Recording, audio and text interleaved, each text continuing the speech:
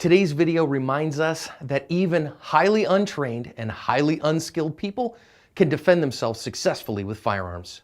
Want to take your knowledge beyond the narrated videos? Join us on Active Self-Protection Extra and subscribe for multiple videos every week to help you get better in your defensive skills. Hi everyone, this is John with today's Active Self-Protection lesson out of Tulsa, Oklahoma.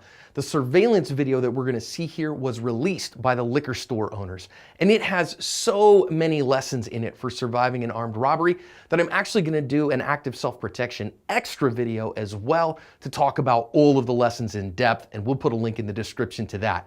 But here on the main channel, we are going to talk today about keeping your firearm on your person, about the incredible important nature of marksmanship, and why empty-handed skills are important for all self-defenders.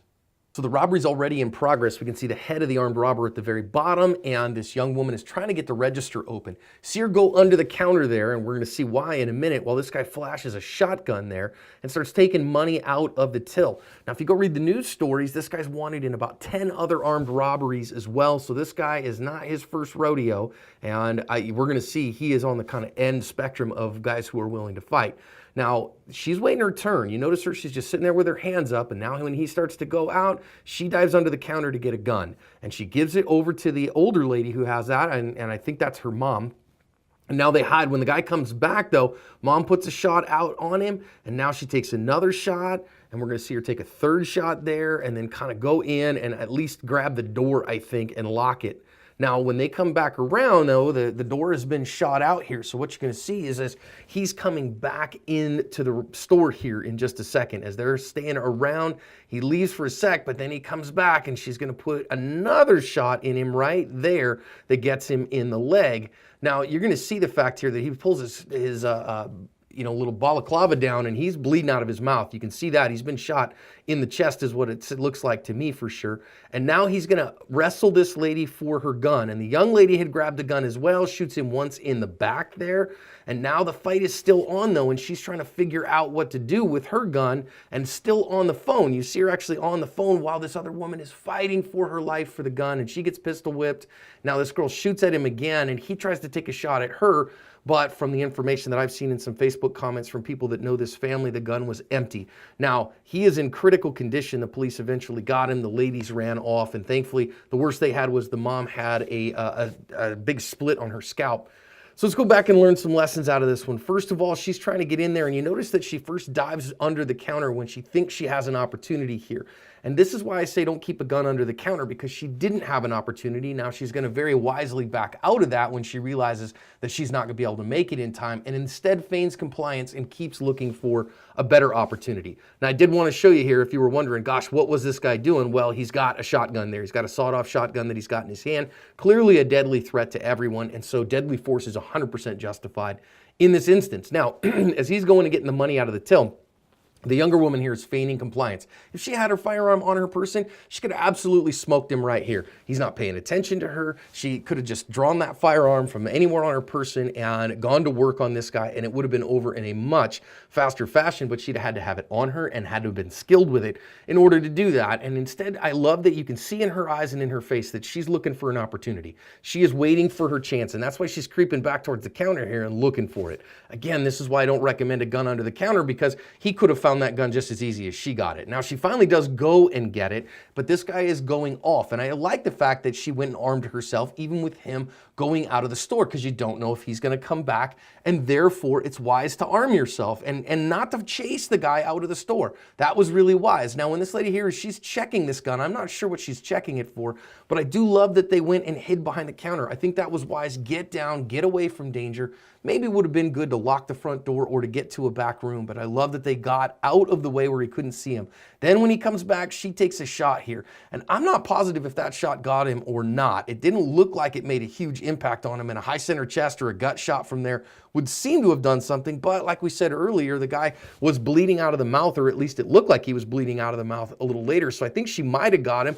Now we get a second shot here. She had to stand up from that place, put two hands on the gun, and put a good shot on him in that instance, because he's returning as a deadly threat. Totally okay in that instance. Now she takes another one here, And I want to say the fact that she's carrying here what looks to me to be a little J-frame revolver. That's a 5-shot revolver, friends. So I'm going to guess that she's going to take one more shot that's off camera. And when you only have 5 shots, you got to make every single one of them count. Now the younger lady goes and gets another gun. This looks like a little semi-auto. And I want to talk really quick about if you're going to stage a gun under a counter, don't stage a little tiny gun like this. Stage a big gun with a higher capacity that's easier to control, that's easier to shoot accurately. The reason you use a small gun is to keep it on your person, because you know it's too hard for you to keep a bigger gun, which is a fallacy in and of itself. But these little tiny guns are very hard for these ladies to shoot accurately, quickly, and in multiple ways, and so they don't, and that's a mistake. So finally we're going to see here is that she's continuing to assess the threat, and when he comes under, she shoots him and gets him low. Now I'm not positive if she meant to shoot him in the leg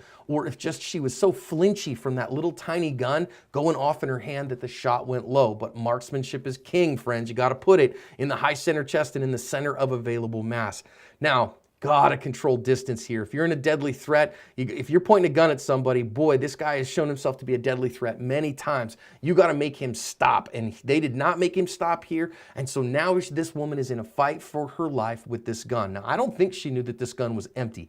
It was empty at this point, but I don't think she knew that. So they're in a fight for her life, and think about the younger woman with a gun pressed out here with one hand. Now she takes a shot right there, right in his back, and this is a great reason to have good jacketed hollow point ammunition, because if that had over-penetrated, then the other woman is in definite trouble here. Thankfully, it doesn't look like it did, and she got him right in the back there as well, but they're still fighting over the gun. And as I first watched this the first time, I kept saying to this girl, shoot him, shoot him, shoot him. She had the opportunity there if she had the skill. Now, if she'd shot him right here, maybe the other lady's arms are in the way or whatever, but get off the phone here, for gracious sakes. Put the phone down, put 2 hands on the gun, and go to work and stop this guy right now. Now, she shoots him finally here, one hand on the gun, but it wasn't a good shot. She put it too close to him, and she wasn't aiming, and therefore it didn't get him in a great spot. So even though this guy is going to go to the hospital mortally wounded, he's not out of the fight yet. He actually took a shot at the younger woman here, is again what I've heard from lots of comments,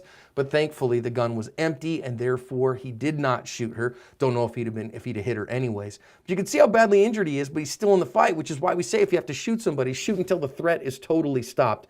Thankfully, these ladies got away here. They got out of the danger zone. That was wise as well. And they did enough. Again, someone who is totally untrained and not especially competent, if they have a firearm, it can be enough, even without high skills, in order to protect themselves.